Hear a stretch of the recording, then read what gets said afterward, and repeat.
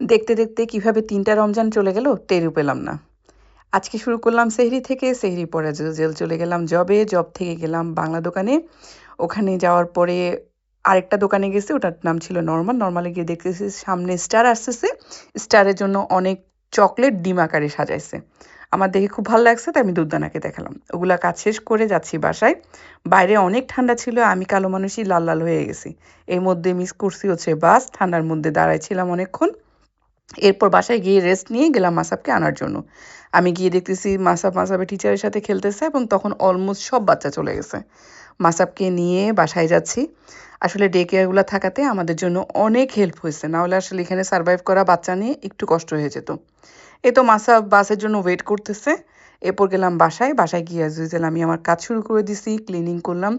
Cleaning করার পরে রান্না করলাম। চিংড়ি মাছ রান্না করছি আমার খুব পছন্দের। আল্লাহর কাছে অনেক শুকরিয়া যে জীবনটাকে যেভাবেই নিচ্ছে আল্লাহর কাছে অনেক, অনেক শুকরিয়া। হয়তো অনেকে আছে যাদেরকে হয়তো আমরা জানি না, আমাদের থেকেও খুব খারাপ লাইফ লিড করতেছে। সো আল্লাহ যা দিচ্ছে তাতেই আল্লাহর কাছে হাজার শুকরিয়া। আর এই যে আমি পেঁয়াজুর জন্য ডাল রেডি করলাম। ডাল রেডি করে ইফতার করলাম। আজকে এই পর্যন্ত। সবাই ভালো থাকবেন, আমার জন্য দোয়া করবেন। আল্লাহ হাফেজ।